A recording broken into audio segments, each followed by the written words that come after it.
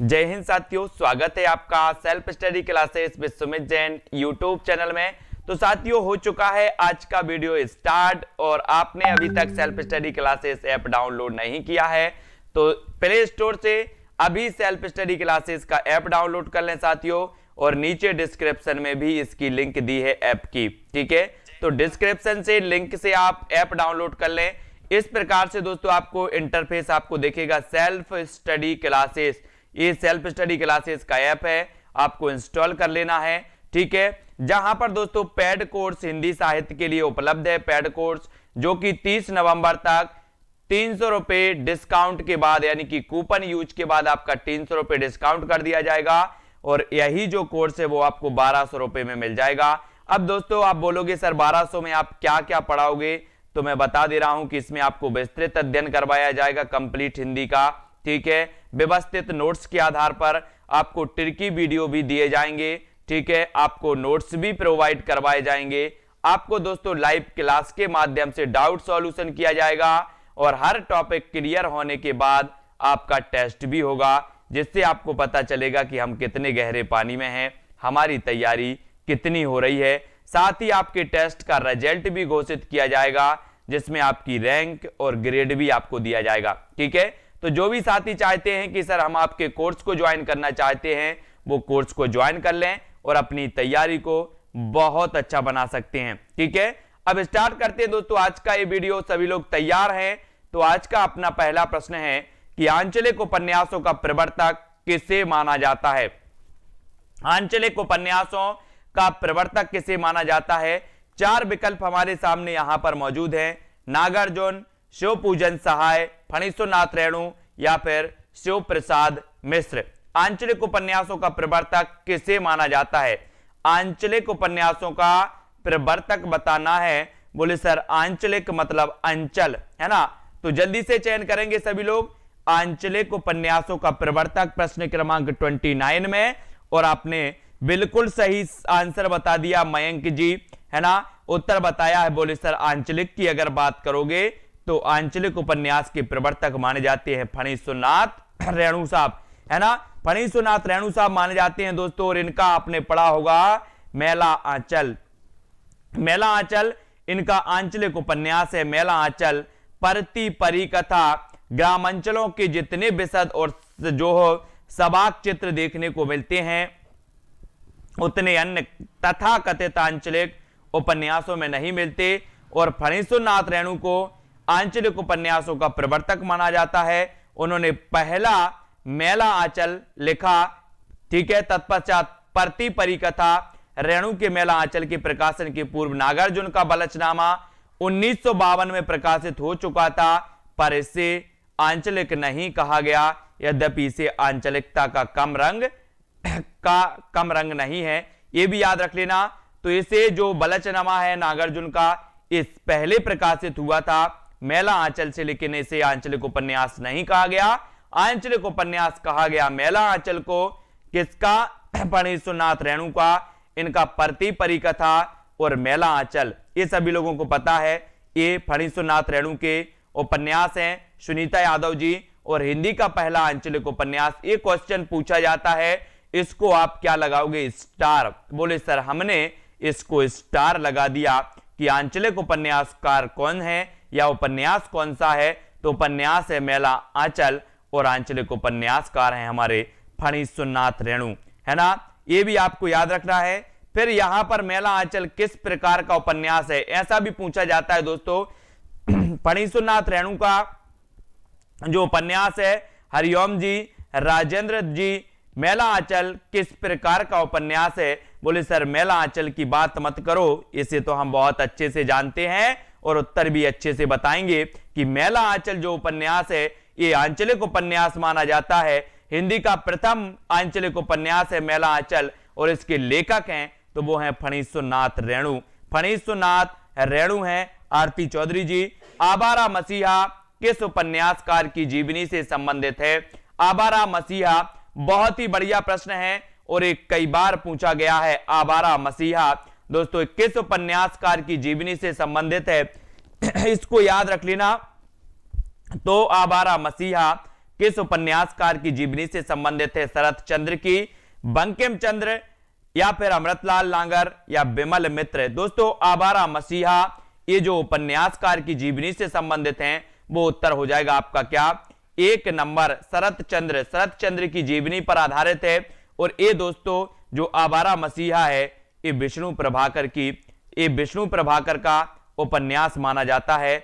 आवारा मसीहा विष्णु प्रभाकर का उपन्यास है आवारा मसीहा, है ना, जिसमें शरत चंद्र के जीवन पर आधारित है। यानी कि आपका उत्तर ये नंबर बिल्कुल सही हो जाएगा। ये नंबर जिन्होंने चयन किया है ना, निशी जी, सुनील जी, बिल्कुल सही हो जाएगा। आवारा मसीहा उपन्यासकार हैं, शरत चंद्र की जीवनी से दोस्तों संबंधित है। इसके लेखक विष्णु प्रभाकर, है ना। ज्ञानचंद्र जैन ने कथा शेष में अमृतलाल लांगर की जीवनी लिखी है। ये तो खैर ठीक है, लेकिन ये आपको आवारा मसीहा याद रख लेना। बोले सर जिन दुनिया में इतने आवारा मसीहा होते हैं, बिल्कुल सही। आवारा मसीहा 1974 में विष्णु प्रभाकर द्वारा लिखा गया और ये शरत चंद्र के जीवन पर आधारित होता है। आवारा मसीहा के तारनहार कौन होते हैं? बोले सर आवारा मसीहा इतने होते हैं, इनके तारनहार, इनके जो भगवान होते हैं, स्वामी होते, वो विष्णु होते हैं। कौन होते हैं? विष्णु होते हैं। इसलिए आवारा मसीहा के लेखक भी कौन है? विष्णु प्रभाकर। फिर अगला क्वेश्चन आपको बताना है, ये क्वेश्चन तो कई बार पूछा गया, इसको याद रखेंगे, बिल्कुल सही है मयंक जी। आवारा मसीहा किसकी जीवनी पर आधारित है? वो जीवनी है शरत चंद्र की। ये क्वेश्चन कई बार पूछा गया है, इसलिए सी नंबर आपका बिल्कुल सही हो जाएगा। सी नंबर आवारा मसीहा को याद रखेंगे सभी लोग, शरत चंद्र के जीवन पर आधारित है ना। और दोस्तों ये जो है आवारा मसीहा विष्णु प्रभाकर जी का उपन्यास है। फिर आपको बताना है चतुरी चमार ये उपन्यास किसका है? बोले सर अगर चतुरी चमार होगा, है ना, तो वो कैसा होगा? निराला ही होगा। चतुरी चमार वो कैसा होगा? निराला होगा कि नहीं होगा? बोले सर बिल्कुल निराला होगा, है ना। चतुर लोग तो निराले होते ही हैं, है ना, चतुर लोग निराले होते हैं, निराले। तो ये चतुरी चमार उपन्यास किसका है? बोले सर ये निराला जी का है, निराला जी, यानी बी नंबर आपका बिल्कुल सही होगा। चतुरी चमार, है ना, निराला द्वारा लिखा गया उपन्यास है। और इनके अन्य उपन्यास हैं अप्सरा, बोले सर अप्सरा भी निराली है ना। अलका भी निराली है। निरुपमा, प्रभावती, कुल्ली भाट, काले कारनामे, चोटी की पकड़, है ना, ये सभी उपन्यास माने जाते हैं। काले कारनामे करने वाले निराले व्यक्ति होते हैं, है ना। और कुली भी निराला होता है दोस्तों। आपने वो देखी ना कुली फिल्म देखी? कुली सभी लोगों ने देखी होगी लगभग, है ना। तो कुली फिल्म भी बिल्कुल निराली है, बोलो सर, है ना। प्रभावती, निरुपमा, अलका, अप्सरा, चतुरी चमार ये उपन्यास किसके हैं? ये है क्रांतिकारी कवि निराला जी के। ठीक है। श्रीलाल शुक्ल के उपन्यास राग दरबारी का रंगनाथ की वापसी शीर्षक से नाट्यांतर किसने किया? डीपली प्रश्न है, गहराई से पूछा गया प्रश्न है। सीधा सा अगर पूछता कि राग दरबारी के उपन्यासकार कौन है, तो आप बता दोगे कि सर दरबार में कौन बैठा है? दरबार में बैठे हैं कौन? लाल बैठा है। दरबार में लाल बैठा है, तो श्रीलाल शुक्ल ये राग दरबारी के रचनाकार होंगे। लेकिन इसमें पूछा गया कि राग दरबारी का रंगनाथ की वापसी शीर्षक से नाट्यांतर किसने किया? तो नाट्यांतर किया है दोस्तों किसने? Girish Rastogi. Very good answer. Ekta ji, Sunil ji, है ना, मायाराम जी, गिरीश रस्तोगी ने दोस्तों रंगनाथ की वापसी से नाट्यांतर इन्होंने इस नाम से किया है। और ये किसका नाट्यांतर है? ये राग दरबारी का है। और राग दरबारी उपन्यास श्रीलाल शुक्ल का है। श्रीलाल शुक्ल का। कुरैशी जी, गिरीश रस्तोगी ने श्रीलाल शुक्ल के उपन्यास राग दरबारी का नाट्य रूपांतर रंगनाथ की वापसी नाम से किया था। यह भी आपको याद रखना। राग दरबारी के रचनाकार कौन है? ये तो कई बार पूछा गया है राग दरबारी। और आपको पता है कि बोले सर दरबार में लाल बैठा है। दरबार में कौन बैठा है? लाल बैठा है। तो राग दरबारी के रचनाकार श्रीलाल शुक्ल होंगे कि मोहन राकेश होंगे? प्रश्न क्रमांक 36 बताना है नितिका जी। राग दरबारी के रचनाकार का नाम क्या है? तब आपने बिल्कुल सही बता दिया। बोले सर आप चिंता नहीं करो, दरबार में लाल बैठा है, कोई दरबार में अंदर नहीं आ सकता। कौन बैठा है? लाल बैठा है, लाल। तो श्रीलाल शुक्ल का ये दोस्तों उपन्यास है, ऐसे याद रखोगे। बी नंबर बिल्कुल सही हो जाएगा, हिंदी जीवन जी। और यहां पर है श्रीलाल शुक्ल की रचना है, तो कौन सी है? श्रीलाल शुक्ल की रचना बताना। मालती यादव जी, अर्चना जी, अंश जी, श्रीलाल शुक्ल की रचना पूछी जाती है, तो बोले सर हम याद कर ले रहे हैं। वीरेंद्र जी, गिरिराज जी, प्रश्न क्रमांक 37 में आपको चयन करना है कि श्रीलाल शुक्ल की जो रचना है, बोले सर कितनी बार पूछोगे? मैंने कहा जितनी बार पूछूंगा उतनी बार आएगा ये प्रश्न, है ना। राग दरबारी 1968, वेरी गुड, ये भी याद रख लेना, है ना। राग दरबारी, हाँ वेरी गुड, ये भी याद रखोगे सभी लोग। निम्नलिखित उपन्यासों में श्रीलाल शुक्ल का कौन सा उपन्यास है? प्रश्न क्रमांक श्रीलाल शुक्ल का बताना है। श्रीलाल शुक्ल, है ना, श्रीलाल शुक्ल। बोले राग दरबारी, दरबार में लाल बैठा है लेकिन सीमाएं टूटती गईं। सीमाएं, हाँ, राग दरबारी के लिए साहित्य अकादमी भी मिला है, वेरी गुड। हिंदी जीवन जी, निम्नलिखित उपन्यासों में श्रीलाल शुक्ल का कौन सा उपन्यास है? कौन सा उपन्यास है श्रीलाल शुक्ल का? बोले सर दरबार में तो लाल बैठा था लेकिन सीमाएं टूटती गईं, सीमाएं टूटती गईं और लोग दरबार से अंदर आते गए, है ना। सीमाएं टूटती गईं और लोग दरबार से अंदर आते गए। लाल तो बैठा था लेकिन सीमाएं टूटती गईं, है ना। कहां बैठा था? दरबार में लाल तो बैठा था लेकिन सीमाएं टूटती गईं। तो सीमाएं टूटती हैं दोस्तों, श्रीलाल शुक्ल का ये उपन्यास है। श्रीलाल शुक्ल का हमने एक पढ़ लिया राग दरबारी, दूसरा हमने पढ़ लिया सीमाएं टूटती हैं, है ना। श्रीलाल शुक्ल के उपन्यास सूनी घाटी का सूरज, सूनी घाटी का सूरज, है ना। बोले सूनी घाटी का सूरज तो मेरा लाल है ना। याद रख लेना, जब सूनी घाटी में सूरज उगता है, जब सूनी घाटियों में सूरज उगता है तो कैसा दिखता है? बोले सर लाल दिखता है, लाल दिखता है, लाल लाल। और सूनी घाटी का सूरज मेरा लाल है ना। याद रख लेना। 1957 का है अज्ञातवास, राग दरबारी, आदमी का जहर, ये भी श्रीलाल शुक्ल का है। सीमाएं टूटती हैं, मकान 1976 का है श्रीलाल शुक्ल, है ना। पहला पड़ाव और विश्रामपुर का संत, विश्रामपुर का संत 1998 का, कई बार पूछा गया विश्रामपुर के संत के लेखक कौन है, तो आपको बताना है श्रीलाल शुक्ल। बब्बर से हैं और उसके साथी, है ना। ये भी है इनका राग बिराग 2001 का भी है, इनको याद रखोगे सभी लोग। ये सारे उपन्यास हैं दोस्तों। सूनी घाटी का सूरज कैसा है? बोले सर लाल है ना। राग दरबारी, राग दरबारी, दरबार में कौन बैठा है? लाल बैठा है।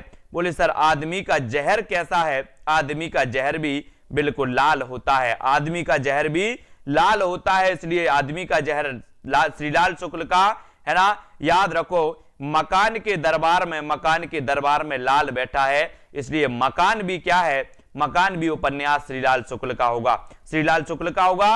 विश्रामपुर का संत श्रीलाल शुक्ल, श्रीलाल शुक्ल। बोले विश्रामपुर का संत तो मेरा लाल है, विश्रामपुर का संत कौन है? लाल है, मेरा लाल है, ठीक है, इसको याद रखो। अब यहां पर निकलते हैं दोस्तों कि जो चिथड़ा सूखा, निर्मल वर्मा, तीसरा आदमी कमलेश्वर का, है ना, तथा उखड़े हुए लोग राजेंद्र यादव का उपन्यास है, ये भी याद रख लेना है। और तीसरा आदमी एक विष्णु प्रभाकर की एकांकी संग्रह भी है, ये भी याद रखोगे, ठीक है। यहां पर अपन को लाल देखना है, यहां पर जहर भी लाल देखना है ना। याद रखो, जब व्यक्ति लाल हो जाता ना किसी से, तो वो क्या उगलता है? जहर उगलता है, जहर। जब लाल हो जाता है ना। लाल मतलब गुस्सा में, आपने देखा होगा व्यक्ति को जब गुस्सा आती है तो वो लाल हो जाता है, लाल, है ना। सरकटी लाश उपन्यास के लेखक कौन है? सरकटी लाश, आपको पता है दोस्तों कि जासूसी उपन्यासकार माने जाते हैं गोपाल राम गहमरी, है ना। गोपाल राम गहमरी माने जाते हैं, जासूसी उपन्यासकार माने जाते हैं, है ना, गोपाल राम गहमरी, यानी कि हिंदी साहित्य में जासूसी उपन्यास के प्रवर्तक भी माने जाते हैं गोपाल राम गहमरी साहब। और दोस्तों ये जो गोपाल राम गहमरी ने लिखे हैं कौन सी? सरकटी लाश। बोले सर सरकटी लाश की हम जासूसी करेंगे, सरकटी लाश की जासूसी करेंगे, कहां से आई, कैसे आई? तो जासूसी करेंगे तो जासूसी उपन्यासकार कौन है? गोपाल राम गहमरी, गोपाल राम गहमरी यानी बी नंबर आपका बिल्कुल सही होगा, सरकटी लाश गोपाल राम गहमरी। ठीक है, बिल्कुल सही है। जासूसी उपन्यासों का प्रवर्तन गोपाल राम गहमरी ने किया था और गोपाल राम गहमरी अंग्रेज उपन्यासकार सर आर्थर कॉनन डॉयल से प्रभावित थे, सर आर्थर कॉनन डॉयल से प्रभावित थे और इनके प्रसिद्ध उपन्यास हैं आ स्टडी इन स्कारलेट, है ना, को गोपाल राम गहमरी ने गोविंद राम शीर्षक से हिंदी में रूपांतरित किया। इनके उपन्यास सरकटी लाश 1900, खूनी कौन 1900, बेकसूर की फांसी, है ना, बेगुनाह का खून, जमुना का खून, डबल जासूस, मायाविनी, चक्करदार चोरी और जासूस की भूल, अद्भुत खून, जासूस पर जासूसी, जासूस चक्कर में, इंद्रजालिक जासूस, लाइन पर लाश, खूनी का भेद, गुप्त भेद, जासूस की अय्यारी आदि उपन्यास। दोस्तों आपको ये जासूसी उपन्यासकार जो है, ये जो जासूसी उपन्यासकार हैं गोपाल राम गहमरी, उनके ऐसे ही मिलेंगे, खूनी कौन, बेकसूर को फांसी, चक्कर चोरी जिसमें जासूसी चलती है ना, वो मिलेंगे। ठीक है, तो ये याद रख लेना, जासूसी उपन्यासकार गोपाल राम गहमरी जी को। हिंदी जीवन जी वेरी गुड, है ना, बेकसूर को फांसी, सरकटी लाश, खूनी कौन, बेगुनाह का खून। ठीक है, अगला क्वेश्चन आपको बताना है, झूला नट उपन्यास की रचना किसने की है? झूला नट उपन्यास की जो रचना की है वो किसने की है, ये बताना है। अब एक बात बताना साथियों, आपके घर में झूला पड़ा होगा, बहुत सारे लोग ऐसे होंगे बोले सर मेरे घर में झूला पड़ा है, उसका एक नट खुल गया था जो मेरे मित्र ने टाइट कर दिया, उसको कस दिया, है ना। किसने कसा? मित्र ने कसा झूले का नट। किसने कस दिया? मित्र ने कस दिया, सोनू सिंह जी। तो ये झूला नट उपन्यास मैत्रेयी पुष्पा का होगा कि शिवानी का होगा? जल्दी से बताओ प्रश्न क्रमांक 40 का उत्तर। बोले सर झूला का नट तो मेरे मित्र ने टाइट कर दिया था, कस दिया था, तो उत्तर भी आपका क्या हो जाएगा? मैत्रेयी पुष्पा, क्योंकि झूले का नट किसने कस दिया? मैत्रेयी पुष्पा, मित्र ने कस दिया। तो मैत्रेयी पुष्पा का उपन्यास है झूला नट, है ना। और झूला नट उपन्यास की रचनाकार मैत्रेयी पुष्पा हैं और इनके अन्य उपन्यास हैं स्मृति दंश 1990, बेतबा बहती रही 1993, इदम नमम 1994, चाक 1997, अलमा कबूतरी 2000 का है, अगन पाखी 2001, विजन 2002, कहे ईश्वरी फाग 2004, त्रियाहट 2005। ठीक है, गुनाह बेगुनाह 2011। तो ये उपन्यास दोस्तों मैत्रेयी पुष्पा के हैं, चाहे वो त्रियाहट हो, बेतवा बहती रहे हो, इदम ना मम हो, अलमा कबूतरी हो, है ना, और दोस्तों आपका झूला नट हो, झूला नट, है ना। Very good. झूला नट के पात्र बालकिशन और सीलो है। झूला नट के पात्र कौन है? हिंदी जीवन जी, बालकिशन और सीलो। चाक उपन्यास की लेखिका कौन है? चाक उपन्यास। अच्छा, आप लोग जब पढ़ते थे, कब पढ़ते थे? पहली दूसरी में जब पढ़ते थे आप लोग, तो जो चौक बचती थी, चौक जो सर ब्लैक बोर्ड में पढ़ाते थे, तो जो चौक बचती थी, चौक, है ना, तो आप क्या करते थे? आप और आपके मित्र चौक लेते थे, है ना। आप अपने मित्र से चौक मंगाते थे कि चौक मुझे भी दे दो, है ना, चौक मुझे भी दे दो। तो चौक किससे मंगाते थे आप? मित्र से मंगाते थे कि डायरेक्ट सर से मंगा लेते थे? बोले सर नहीं, सर से नहीं, मित्र से मंगा लेते थे, है ना। तो चौक उपन्यास की लेखिका कौन होंगी? बोले चौक तो हम सर मित्र से मंगाते थे जब हम पहली दूसरी पढ़ते थे, तो मैत्रेयी पुष्पा, मैत्रेयी पुष्पा यानी ए नंबर। अब चौक नहीं मंगाते अब आप लोग, है ना, पहले तो चौक भी मंगाते थे मित्र से। तो मैत्रेयी पुष्पा। कटगुलाब किसकी रचना है? कटगुलाब किसकी रचना है? बोले सर कटगुलाब, गुलाब की तो बात ही नहीं करो, इतना मृदुल होता है, इतना मृदुल होता है, जहां चाहे शिफ्ट हो जाता है। प्रेम करते हो तो गुलाब दे दो, है ना, स्वागत करना है तो गुलाब दे दो, जन्मदिन में जाना है तो गुलाब का गुलदस्ता ले जाओ, इतना मृदुल होता है कि हर जगह चलता है ना। तो कटगुलाब के रचनाकार कौन होंगे? चाक उपन्यास मैत्रेयी पुष्पा का अतरपुर के जाट किसानों के गांव का वर्णन, जहां सब परिवर्तन। बहुत बढ़िया हिंदी जीवन जी, इसी प्रकार से सभी लोग बताते चलें और आगे बढ़ते चले। और कठगुलाब किसकी रचना है? बोले सर गुलाब की अगर बात करोगे तो इतना मृदुल होता है, इतना मृदुल होता है कि हर जगह शिफ्ट होता है। तो कठगुलाब के रचनाकार मृदुला गर्ग होंगे कि अलका सरावगी? तब आप बता देते हो कि सर मृदुला गर्ग। कठगुलाब के रचनाकार मृदुला गर्ग यानी सी नंबर। अब कभी नहीं भूलना गुलाब कैसा होता है? बोले सर मृदुल होता है, मृदुल, है ना। बढ़ते हैं अगले क्वेश्चन की ओर।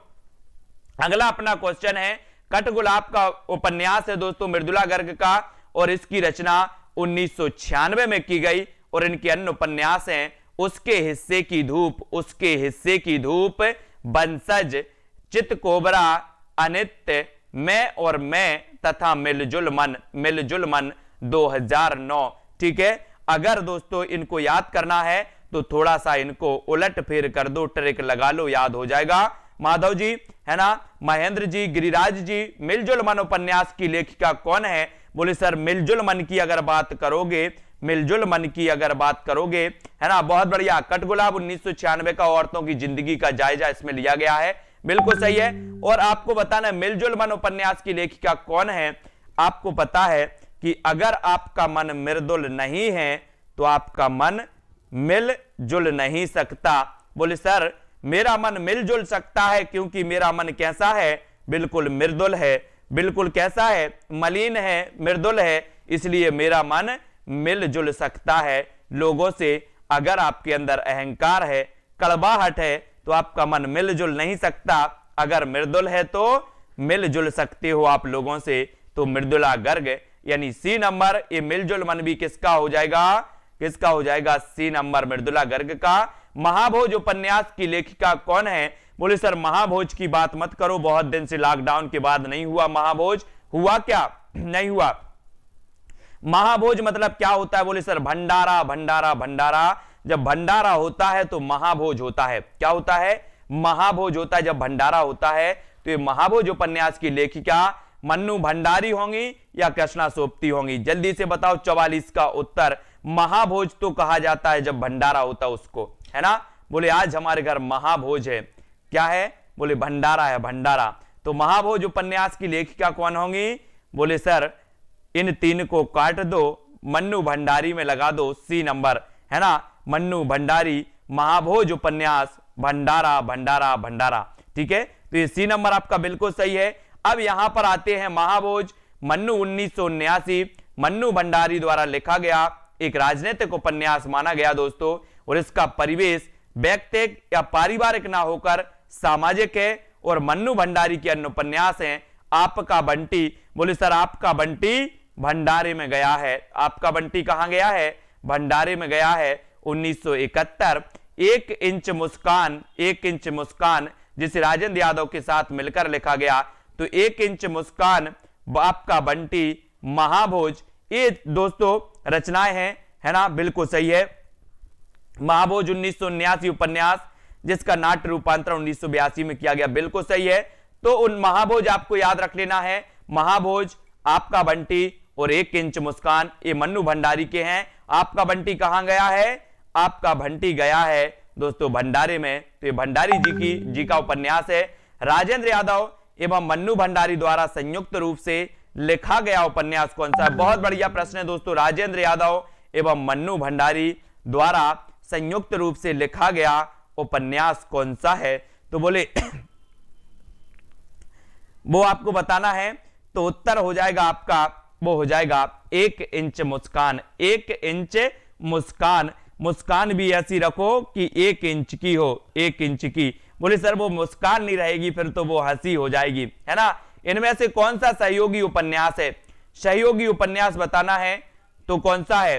देखो ऐसा भी पूछा जाता है सहयोगी उपन्यास। अब आप कंफ्यूज नहीं हो जाना, बोले सहयोगी उपन्यास कौन सा है, अभी तक किसी ने सहयोग नहीं किया सर, और ये सहयोगी उपन्यास आ गया। तो ये सहयोगी जो उपन्यास है दोस्तों, सहयोगी यानी कि सहयोग से लिखा गया उपन्यास, मन्नू भंडारी और राजेंद्र यादव द्वारा लिखा गया उपन्यास, सहयोग से उपन्यास लिखा गया। एक इंच मुस्कान, एक इंच मुस्कान, है ना, राजेंद्र यादव और मन्नू भंडारी की एक इंच मुस्कान, है ना। देखते ही बनती है। आपका बंटी उपन्यास की लेखिका कौन है? ऐसे कई क्वेश्चन आते हैं दोस्तों जो आपको याद होनी चाहिए। बोले सर आपका बंटी भंडारे में गया है। आपका बंटी कहां गया है? भंडारे में गया है। तो आपका बंटी उपन्यास की लेखिका कृष्णा सोपती होंगी कि मन्नू भंडारी, तब आपको ही डिसाइड करना है। तो बोले सर ये बिल्कुल सही पूछा आपने, आपका बंटी, और आपका बंटी गया है भंडारे में, तो Mannu Bhandari. C number, D number आपका बिल्कुल सही है। ठीक है, फिर यहां आ जाते अगले प्रश्न की ओर। आपका बंटी एक कई बार पूछा गया दोस्तों, आपका बंटी भंडारे में गया है, याद रख लेना, भूलना नहीं है, पूछा ही जाता है। जिंदगी नामा, जिंदगी नामा किसकी रचना है? बोले सर जिंदगी नामा की बात मत करो, मैंने तो कृष्ण के नाम जिंदगी कर दी। बहुत सारे लोग होते हैं जो कृष्ण को अपना जीवन का आदर्श मानते हैं, कृष्ण के दोस्तों सब कुछ समर्पित कर देते, जैसे मीराबाई हुई हैं संत, जिन्होंने कृष्ण को ही सब कुछ समर्पित कर दिया। बोले वो ही मेरे पति हैं, वो ही मेरे भगवान हैं, वो ही सब कुछ हैं, मैं तो कृष्ण के अलावा कुछ नहीं देख पाती हूं। तो जिंदगी नाम कर दी किसके? कृष्ण के नाम कर दी कि मन्नू भंडारी के नाम कर दी? अब नहीं भूलना, जिंदगी नाम कर दी मैंने कृष्ण के, तो कृष्णा सोपती कृष्ण के, है ना। जिंदगी नाम कर दी, जिंदगी नाम कर दी किसके नाम कर दी? कृष्ण के नाम कर दी, तो कृष्णा सोपती, यानी सी नंबर आपका बिल्कुल सही हो जाएगा। सी नंबर एक याद रख लेना, जिंदगी नाम कर दी कृष्णा सोपती, है ना, जिंदगी नामा कृष्णा सोपती। कृष्णा सोपती के दो उपन्यास, सूरजमुखी अंधेरे के, सूरजमुखी अंधेरे के और जिंदगी नामा, है ना, ये सूरजमुखी अंधेरे के 1972, है ना, और दोस्तों जिंदगी नामा 1979। वेरी गुड नितिका जी, विशेष प्रसिद्ध हैं इस उपन्यास में। हाँ, जिंदा रोक और जिंदगी नामा बिल्कुल सही है, दो भाग हैं इसके, जिंदा रोक और जिंदगी नामा। और इस उपन्यास में नारी जीवन की एक मनोवैज्ञानिक समस्या को उभारा गया है, और जबकि जिंदगी नामा में पंजाब की विगत सती की जिंदगी का पूरा ब्यौरा भी प्रस्तुत किया गया है। और सूरजमुखी अंधेरे के 1972 का रचनाकाल इसका माना जाता है, और जिंदगी नामा 1979, दो भागों में प्रकाशित है दोस्तों। कृष्णा सोपती का उपन्यास है। कृष्णा सोपती की कौन सी कृति सांझी संस्कृति पर है? सांझी संस्कृति पर है, ये बतानी है। प्रश्न क्रमांक 50 का बताना है, सांझी संस्कृति पर आधारित कौन सा उपन्यास है? अमित जी, है ना, और मुकेश जी, ये बताना है। महिमा जी, प्रश्न क्रमांक 50, कृष्णा सोपती की कौन सी कृति सांझी संस्कृति पर है? तो बोले सर सांझी संस्कृति पर है जिंदगी नामा, जिंदगी नामा सांझी संस्कृति। वेरी गुड मंजुला जी, वेरी गुड। 2017 में इन्हें साहित्य अकादमी भी मिल गया था, है ना, बहुत बढ़िया। सभी लोग याद रखो, सॉरी ज्ञानपीठ पुरस्कार, बहुत बढ़िया, है ना। वैशाली की नगर बधू, वैशाली की नगर बधू मैंने आपको बताया है कई बार, क्या बताया है? वैशाली की नगर बधू नामक उपन्यास के लेखक कौन है? बोले सर वैशाली की नगर बधू तो बड़ी चतुर है। आपने देखा होगा वैशाली की नगर बधू अपन पढ़ते ना, चर्चा करती हैं महिलाएं, अगर कोई नई बहू आ जाए गांव में या शहर में, तो महिलाएं क्या करती हैं? चर्चा करती हैं, बोले वैशाली की नगर बधू बड़ी चतुर है, बड़ी चतुर है वैशाली की नगर बधू। करती हैं कि नहीं? करती हैं। वैशाली की नगर बधू कैसी है? चतुर है। तो वृंदावन लाल वर्मा का उपन्यास होगा कि चतुर सेन शास्त्री का? किसका होगा? उत्तर तो आपको ही बताना है। वैशाली की नगर बधू चतुर है, चतुर है तो आचार्य चतुर सेन शास्त्री, यानी बी नंबर आपका बिल्कुल सही होगा, चतुर सेन शास्त्री, बिल्कुल सही आंसर। वैशाली की नगर बधू 1949 का एक ऐतिहासिक उपन्यास है, जिसके लेखक आचार्य चतुर सेन शास्त्री हैं, और इनके अन्य ऐतिहासिक उपन्यास हैं सोमनाथ 1954 और वयम रक्षामय 1955। सोमनाथ 1954, वयम रक्षामय 1955, है ना, और वैशाली की नगर बधू 1949, ये भी आपको याद रखना है। ठीक है विमलेश जी, वैशाली की नगर बधू किसकी रचना है? वैशाली की नगर बधू वृंदावन लाल वर्मा, अमृतलाल नागर, चतुर सेन शास्त्री, या इनमें से कोई नहीं। तो आप 52 का आंसर सभी लोग चयन करेंगे। वैशाली की नगर बधू किसकी रचना मानी जाती है? बोले सर अभी तो बताया कि वैशाली की नगर बधू चतुर है, ये क्वेश्चन कई बार पूछा गया है चतुर सेन शास्त्री का। ठीक है, इसको याद रखेंगे। फिर बढ़ते हैं दोस्तों अगले उपन्यासों की ओर। ये उपन्यास थोड़े थोड़े करके हमें सारे उपन्यास याद होते जा रहे हैं 5-6%। मानस का हंस उपन्यास के लेखक कौन है? मानस का हंस, बोले सर जो मानस का हंस है इसमें तुलसीदास के जीवन को एक नवीन दृष्टि से वर्णित किया गया है इस मानस के हंस में। और ये मानस का हंस और दोस्तों खंजन नयन, एक खंजन नयन उपन्यास भी है जिसमें सूरदास के जीवन को आधार बनाया गया है ना। और ये मानस का हंस उपन्यास पूछा जाता है। मानस का हंस, मानस का हंस, मानस का हंस उपन्यास है दोस्तों अमृतलाल नागर। अमृतलाल नागर याद रख लेना। मानस का हंस अमृत पीता है। मानस का हंस क्या पीता है? अमृत पीता है। अमृत याद रखो, अमृत। और ये 1972 का एक जीवनी परक उपन्यास है और इसमें तुलसीदास को केंद्र में रखकर लिखा गया और इसके लेखक है अमृतलाल नागर। ठीक है। और दोस्तों शतरंज के मोहरे, 7 घूंघट वाला मुकड़ा, एकदा नैमी सरंडे है ना, खंजन नयन। खंजन नयन ये सूरदास जी के जीवन पर आधारित है ना। खंजन नयन, करवट 1985 और पीढ़ियां 1990, ये भी याद रख लेना है। मानस का हंस अमृतलाल नागर तुलसीदास के जीवन पर आधारित है। ठीक है। अमृतलाल नागर ने सूरदास के जीवन को केंद्र में रखकर खंजन नयन नामक उपन्यास लिखा है ना, याद रखो। और दोस्तों शतरंज के मोहरे में अवध की नवाबी का हसोन्मुख जीवन सफलतापूर्वक चित्रित किया गया है। और 54 का आंसर हमें चयन करना है। माया राम जी, सभी लोग बताएंगे इनमें से कौन सा उपन्यास जीवनी परक है। हाँ बिल्कुल सही। कुणाल, पूनम जी, श्रीधर जी, अनीता वर्मा जी, कौन सा उपन्यास जीवनी परक माना जाता है, यानी कि जीवन पर आधारित है किसी के। तो अपन ने अभी पढ़ा है कि सर अगर मानस के हंस की बात करोगे तो एक मानस का हंस भी जीवनी परक है ना। और अगर खंजन नयन की बात करोगे तो खंजन नयन भी जीवनी परक उपन्यास माना जाता है। और एक खंजन नयन उपन्यास जो है वो अमृतलाल नागर का है, यानी ए नंबर आपका ये जीवनी परक बिल्कुल सही है। ए नंबर आपका सुनील जी, हिंदी पाठशाला, बिल्कुल सही आंसर होगा।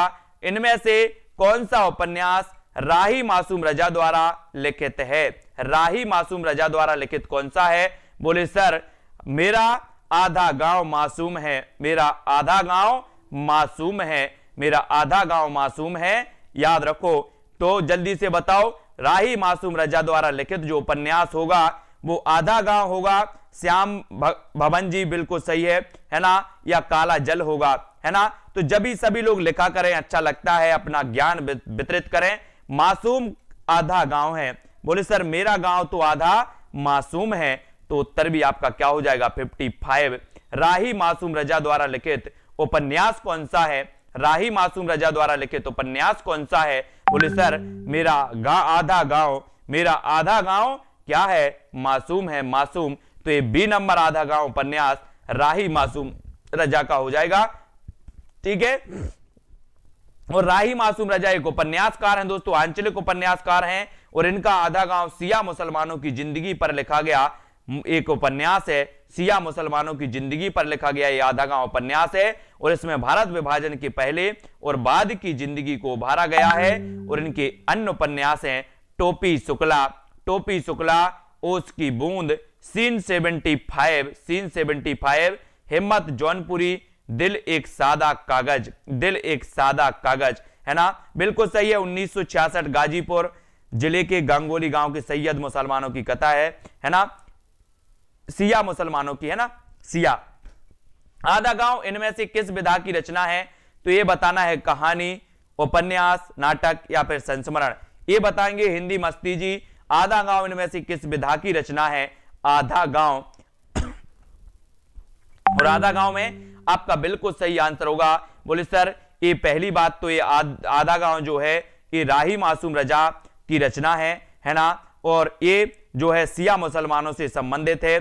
और आधा गांव जो है दोस्तों ये उपन्यास विधा की रचना है, यानी कि आपका बी नंबर उपन्यास बिल्कुल सही हो जाएगा।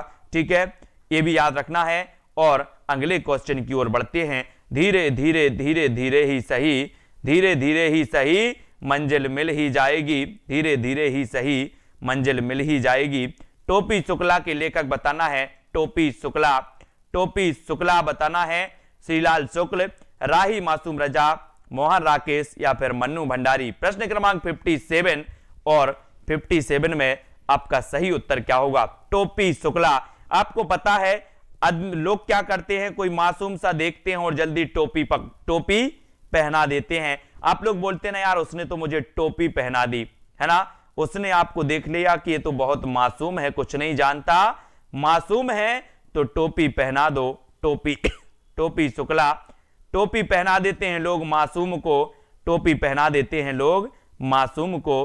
तो ये राही मासूम रजा का एक उपन्यास लिखा, टोपी शुक्ला। टोपी शुक्ला, है ना, बिल्कुल सही है। आधा गांव उपन्यास है, तो ये आपको पता है मासूम रजा का है। आधा गांव के लेखक कौन है?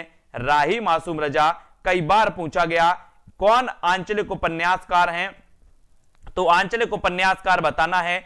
आपको पढ़ा है कि सर अमृतलाल नागर जो है वो आंचलिक उपन्यास के प्रवर्तक माने जाते हैं, है ना, बिल्कुल सही है। राही मासूम रजा, ये बहुत बढ़िया इन्होंने लिखा है कि इसके पात्र हैं इफ्फन, बहुत बढ़िया। टोपी शुक्ला 1969, राही मासूम रजा, इफ्फन इसके पात्र हैं। और इनमें से कौन आंचलिक उपन्यासकार है ये भी चयन करो सभी लोग। 60 का आंसर हिंदी जीवन जी,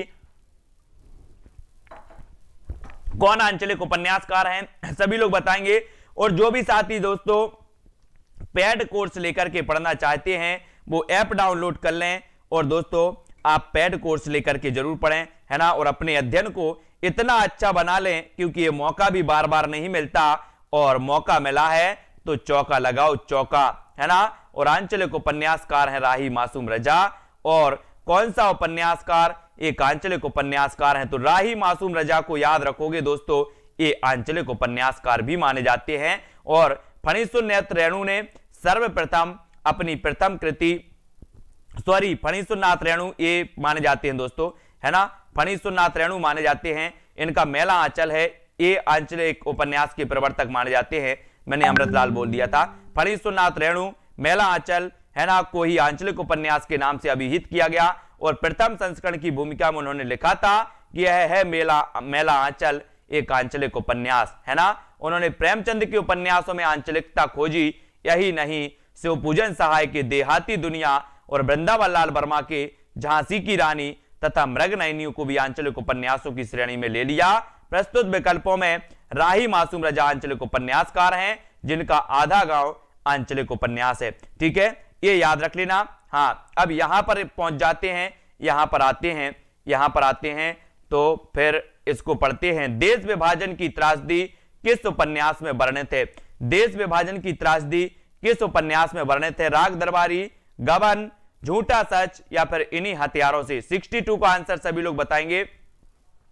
देश विभाजन की त्रासदी पर आधारित है, तो आपको पता होगा दोस्तों, बहुत बढ़िया प्रश्न है ये, है ना, और आपने बहुत पढ़े हैं, है ना, क्या पढ़े हैं? आपने पढ़े हैं दोस्तों, देश विभाजन की त्रासदी किस उपन्यास में वर्णित है? तो आपने यशपाल के उपन्यास पढ़े हैं, तेरी मेरी उसकी बात, तेरी मेरी उसकी बात, दिव्या, अमिता, ये उपन्यास पढ़े हैं किसके? यशपाल के। उन्हीं में एक है झूठा सच, उन्हीं में एक है झूठा सच, और ये देश विभाजन की त्रासदी पर आधारित उपन्यास है। और ये दोस्तों सबसे विस्तृत, सबसे बड़ा उपन्यास माना जाता है देश विभाजन की त्रासदी पर। कौन सा? झूठा सच, ये यशपाल का है, झूठा सच। और प्रगतिवादी उपन्यासकार हैं यशपाल, प्रगतिवादी उपन्यासकार हैं यशपाल। और जो देश विभाजन की त्रासदी पर लिखा गया झूठा सच दोस्तों यशपाल द्वारा लिखा गया, और ये 2 भागों में लिखा गया। इस उपन्यास का पहला भाग वतन और देश, है ना, में 1958 में प्रकाशित हुआ, जबकि दूसरा भाग देश का भविष्य 1960 ईस्वी में प्रकाशित हुआ था। इस उपन्यास के मुख्य पात्र हैं तारा, पुरी और कनक, है ना। यशपाल के अन्य उपन्यास हैं पार्टी कामरेड, दादा कामरेड, देशद्रोही मनुष्य के रूप, अमिता, दिव्या, तेरी मेरी उसकी बात, यश को मत बताना, तेरी मेरी उसकी बात, यश को मत बताना। दादा कामरेड का यश बहुत ऊंचा है, दादा कामरेड का यश बहुत ऊंचा है। और पार्टी का भी यश बहुत ऊंचा होता है, पार्टी, ठीक है। देशद्रोही मनुष्य के रूप में, है ना, अमिता, दिव्या, ये सभी उपन्यास हैं यशपाल जी के।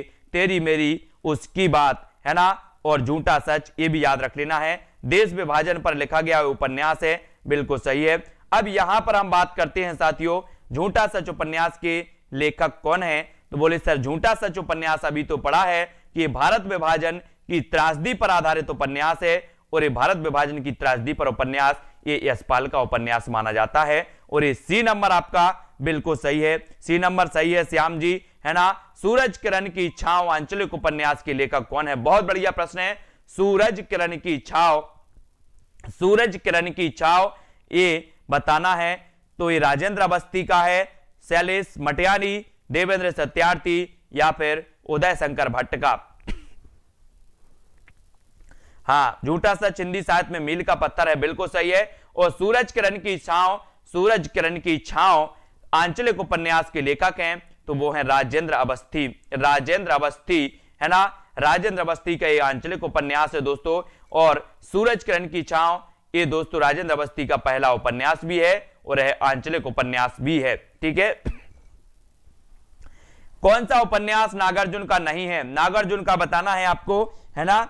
नागार्जुन का सभी लोग बताएंगे। आओ रानी हम ढाएंगे पालकी, यही हुई है राय जवाहरलाल की। निम्न में से कौन सा उपन्यास नागार्जुन का नहीं है बताना है। नहीं है तो कौन सा नहीं है? अपन ने पढ़ा था फणीसुरनाथ रेणु का, कौन कौन सा पढ़ा था? मेला आंचल, फणीसुरनाथ रेणु का अपन ने पढ़ा था मेला आंचल और परती परिकथा। मेला आंचल और परती परिकथा ये उपन्यास अपन ने फणीसुरनाथ रेणु के पढ़े थे, है ना। और यहां पर परती परिकथा भी डी नंबर में दिया है। परती परिकथा, बोले सर ये परती परिकथा तो रेणु साहब का है, फिर रतिनाथ की चाची हो या फिर बलचनमा हो या वरुण के बेटे हो, फिर ये उपन्यास नागार्जुन के हो जाते हैं, नागार्जुन के हो जाते हैं, ठीक है। परती परिकथा नागार्जुन का उपन्यास नहीं बल्कि ये फणीसुरनाथ रेणु का उपन्यास है। शेष उपन्यास नागार्जुन के हैं। नागार्जुन का पहला उपन्यास है दोस्तों रतिनाथ की चाची। रतिनाथ की चाची 1948 ईस्वी में प्रकाशित हुआ और बलचनमा 1952 में, नई पौध 1953 में। ये नई पौध पूछा गया था, अभी एमपी टेट वर्ग 1 का पेपर हुआ था उसमें पूछा गया था ये नई पौध 1953। बाबा बटेश्वर नाथ 1954, वरुण के बेटे 1957, दिक्मोचन 1957, कुंभी पाक 1960, हीरक जयंती 1961, है ना। उग्रतारा 63, इमरतिया 68, पारो 1975, गरीबदास 1979। तो इनको याद रखेंगे। नागार्जुन के उपन्यासों को बलचनमा हो, नई पौध हो, बाबा बटेश्वर नाथ हो, वरुण के बेटे, कुंभी पाक, दुखमोचन, हीरक जयंती या फिर गरीबदास, ये सारे उपन्यास नागार्जुन साहब के हैं। लेकिन ये परती परिकथा ये फणीसुरनाथ रेणु साहब का उपन्यास है, इसलिए डी नंबर आपका बिल्कुल सही हो जाएगा, डी नंबर आपका सही हो जाएगा। दोस्तों अब थोड़ा सा और पढ़ देते हैं, ठीक है। यहां पर और पढ़ देते हैं। यह है आपका सांप्रदायिक समस्या पर लिखा गया उपन्यास है तो कौन सा है? सांप्रदायिक समस्या पर लिखा गया उपन्यास कौन सा है? बिल्कुल पारो उपन्यास मैथिली भाषा में है ना। और मैथिली ऐसी एकमात्र भाषा है, हिंदी की एकमात्र ऐसी बोली है जिसे 8वीं अनुसूची में स्थान दिया गया है, ये भी याद रखोगे। और मैथिली की तो बात ही छोड़ो, बोले सर मैथिली में तो विद्यापति की पदावली भी लिखी गई है ना। मैथिली में विद्यापति की पदावली भी लिखी गई। और सांप्रदायिक समस्या पर लिखा गया उपन्यास कौन सा है? तो सांप्रदायिक समस्या पर लिखा गया जो उपन्यास है वो उपन्यास है साथियों कौन सा? तमस, तमस है। और ये तमस उपन्यास के लेखक कौन है? तो वो है भीष्म साहिनी। तमस उपन्यास इस सांप्रदायिक समस्या पर लिखा गया उपन्यास है और ये भीष्म साहिनी इसके लेखक हैं। और दोस्तों तमस भीष्म साहिनी का सांप्रदायिक समस्या पर लिखा गया उपन्यास जिसमें भारत विभाजन के पूर्व हिंदू मुस्लिम दंगों का जायजा लिया गया और यह 2 भागों में है। पहले भाग में शहरी दंगों की डॉक्यूमेंट्री है तो दूसरे भाग में एक परिवार के माध्यम से गांव के दंगों का चित्रण किया गया है, ठीक है। इनके अन्य उपन्यास हैं बसंती, कुंती, भागरेखा, कड़िया, झरोके, मैया दास की माड़ी। ये पूछा जाता है भीष्म साहिनी का मैया दास की माड़ी, मैया दास की माड़ी याद रखना। निम्न रचनाओं में से कौन सी ऐसी पुस्तक है जो भारत पाकिस्तान विभाजन को लेकर नहीं लिखी गई? बहुत बढ़िया, यहां से भारत पाक विभाजन पर आधारित उपन्यास जरूर पूछे जाते हैं, इसलिए भारत पाक विभाजन पर हमें उपन्यासों को याद रखना है, ठीक है। निम्नलिखित रचनाओं में कौन सी ऐसी पुस्तक है जो भारत पाकिस्तान विभाजन को लेकर नहीं लिखी गई? तो बोले सर भारत पाक विभाजन को लेकर तो तमस तो लिखी गई, कितने पाकिस्तान कमलेश्वर की ये लिखी गई, आधा गांव मासूम रजा का ये लिखा गया, तमस भीष्म साहिनी का लिखा गया, कितने पाकिस्तान ये भी लिखा गया, लेकिन जो राग दरबारी श्रीलाल शुक्ल का है, श्रीलाल शुक्ल का है, ये नहीं लिखा गया, है ना। तो आपको पता चल गया कि तमस भीष्म साहिनी का भारत विभाजन पर आधारित है। कितने पाकिस्तान कमलेश्वर का भारत विभाजन पर आधारित है। आधा गांव राही मासूम रजा का ये भारत विभाजन पर आधारित है। लेकिन जो राग दरबारी है, ये राग दरबारी दोस्तों ये भारत विभाजन पर आधारित है नहीं है, यानी डी नंबर आपका बिल्कुल सही है। भारत पाक विभाजन को लेकर राग दरबारी पुस्तक नहीं लिखी गई। प्रसिद्ध व्यंग उपन्यासकार श्रीलाल शुक्ल की ये रचना है। भीष्म साहिनी द्वारा रचित तमस, राही मासूम रजा और आधा गांव, ये दोस्तों आपको पता है ये कमलेश्वर द्वारा रचित है। कौन सा, कितने पाकिस्तान, ये भारत पाक विभाजन पर लेकर के सब्जेक्ट लेकर के, विषय लेकर के लिखे गए। निम्न में से किस उपन्यास का कथानक भारत पाकिस्तान विभाजन पर आधारित नहीं है। तो यहां पर फिर आ गया, लगभग आपको याद हो गई हैं 5-6 उपन्यास जो भारत विभाजन पर आधारित महत्वपूर्ण है, वो तो आपको याद हो गए। बोले सर यशपाल का एक झूठा सच है जो भारत पाक विभाजन पर बिल्कुल सही है। तमस भीष्म साहिनी का भारत पाक विभाजन पर आधारित है। आधा गांव राही मासूम रजा का भारत पाक विभाजन पर आधारित है। लेकिन कर्म भूमि अगर बात करें, है ना, कर्म भूमि, गबन गोदान, ये सब सेवा सदन, ये दोस्तों ये जो कर्म भूमि उपन्यास है, ये कर्म भूमि उपन्यास प्रेमचंद जी का है, लेकिन ये भारत पाक विभाजन पर आधारित नहीं है। बाकी ये 3 उपन्यास झूठा सच, आधा गांव, ये भारत पाक विभाजन पर आधारित हैं, इसलिए इनको याद रखो। यहां से एक क्वेश्चन जरूर बनता है, भारत पाक विभाजन पर आधारित कर्म भूमि 1932 ईस्वी उपन्यास जो प्रेमचंद द्वारा लिखा गया, भारत पाकिस्तान विभाजन पर आधारित नहीं है, बल्कि इसमें नागरिक और ग्रामीण दोनों जीवन धाराओं पर आधारित यथार्थवादी राजनीतिक चित्रण इसमें किया गया है। पाप और पुण्य के चिरंतन नैतिक को किस उपन्यास में प्रस्तुत किया गया। प्रश्न क्रमांक 69 का उत्तर बताना है। और साथियों ऐप जिसने डाउनलोड नहीं किया है सेल्फ स्टडी क्लासेस का, वो ऐप डाउनलोड कर लो। और दोस्तों आपको बढ़ना भी है, हाँ बिल्कुल सही है, ये 33 माना जाता है, कर्म भूमि 33 है ना, बिल्कुल सही है ना। और पाप और पुण्य की चिरंतन नैतिक प्रश्न को किस उपन्यास में प्रस्तुत किया गया है, तो वो किया गया है पाप और पुण्य किए गया है भगवती चरण वर्मा का उपन्यास है, एक चित्रलेखा पिंकी शर्मा जी, ये भगवती चरण वर्मा का उपन्यास है चित्रलेखा, है ना, इनको याद रखेंगे। और इसमें पाप और पुण्य के चिरंतन नैतिक प्रश्न को उपन्यास में लिखा गया भगवती चरण वर्मा। और भगवती चरण वर्मा के हम टेढ़े मेढ़े रास्ते भी पढ़ते हैं, टेढ़े मेढ़े रास्ते से होकर भगवती के पास जाना है, बोले सर, तो बी नंबर इसका बिल्कुल सही हो जाएगा। ठीक है, याद रखो 1934 का है। और टेढ़े मेढ़े रास्ते चित्रलेखा ये भगवती चरण वर्मा के उपन्यास माने जाते हैं। ठीक है, इसको याद रखोगे। और सभी लोग वीडियो को लाइक करते जाओ। और जो भी साथी दोस्तों ऐप डाउनलोड नहीं किया है वो प्लीज ऐप डाउनलोड कर ले। और जो भी साथी पढ़ना चाहते हैं बिल्कुल शुरुआत से, है ना, जो भी साथी चाहते हैं टेस्ट देना, जो भी साथी चाहते हैं क्या करना दोस्तों, हमारा टॉपिक के बाद टेस्ट होना और याद होना चाहते हैं कि मुझे बहुत सारी चीजें याद हो जाएं, तो वो कोर्स भी ले सकते हो।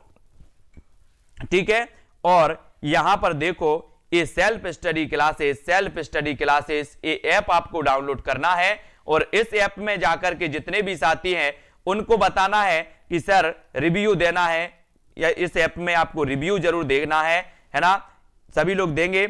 और दोस्तों हाँ इसमें फिल्म भी बनी है, बिल्कुल सही है, इस पर रिव्यू देना है कि आपको एक क्लास कैसी लग रही है, ये ऐप कैसा लग रहा है ना। तो कमेंट में जाके रेटिंग भी देना है सेल्फ स्टडी क्लासेस ऐप में, प्ले स्टोर में जाके सभी लोगों का। ठीक है, और ये विस्तृत अध्ययन यहां पर आपको मिलेगा, साथ ही टिरकी वीडियो यहां पर आपको मिलेंगे, नोट्स भी आपको यहां पर मिलेंगे, लाइव क्लास भी आपको मिलेगी। साथ ही दोस्तों हर टॉपिक के बाद टेस्ट और एनालिसिस इसका किया जाएगा टेस्ट में कि कौन सा प्रश्न आपका गलत हुआ है, क्या कमी रह गई थी जो आपका ये प्रश्न गलत हुआ है। इस प्रकार से आपकी एक तैयारी बिल्कुल व्यवस्थित 4-5 पॉइंटों के माध्यम से कराई जाएगी। तो जो भी साथी चाहते हैं वो दोस्तों 30 तारीख के पहले 20% लेस में दोस्तों एक कोर्स आप खरीद सकते हो। और सेल्फ स्टडी क्लासेस में ऐप में जाके रिव्यू और रेटिंग जरूर देना है सभी लोगों को। वंदना यादव, कुमारी हेमा जी, राज त्रिपाठी, प्रशांत सिंह जी, सीमा त्रिपाठी, वैशाली शर्मा जी, हिंदू एजुकेशन, और खुशी जी, हिंदी नवजीवन, सीता जी, राजेश जी, राज त्रिपाठी, ब्लॉगर किंग जी, है ना। इसी प्रकार से साथियों जुड़े रहें और तैयारी करते रहे आगे आगे। आरती जी, अनीता, सुरेश है ना, और विवेक यादव जी, राज त्रिपाठी, श्वेता जी, पूनम सैनी जी, जयदीप रावत जी, सीमा जी, सभी लोग वीडियो को लाइक कर देंगे। और व्हाट्सएप ग्रुप की नीचे लिंक दी है डिस्क्रिप्शन में, तो व्हाट्सएप ग्रुप से जुड़ जाएं, टेलीग्राम ग्रुप से जुड़ जाएं, जहां पर फ्री क्विज होते हैं, तो फ्री वाली क्लास में भी जुड़ सकते हो आप लोग, ठीक है। तो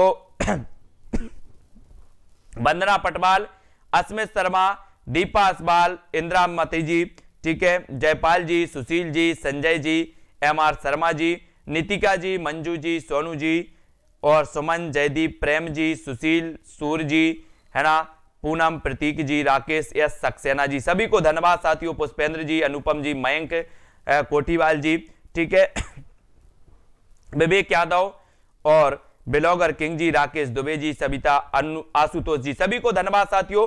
इसी प्रकार से जुड़े रहे, तैयारी को निरंतर बनाए रखें है ना, और मस्त मस्त ट्रिकों से पढ़ते रहे है ना, क्योंकि ट्रिक आपको याद करवाती है, ट्रिक आपको याद दिलाती है, ट्रिक आपको परीक्षा में भी याद दिलाएगी, ठीक है। तो आज के वीडियो के लिए साथियों इतना ही, सभी को धन्यवाद, सभी लोग पढ़ते रहे, बढ़ते रहे है ना, और आज के वीडियो के लिए इतना ही, ठीक है।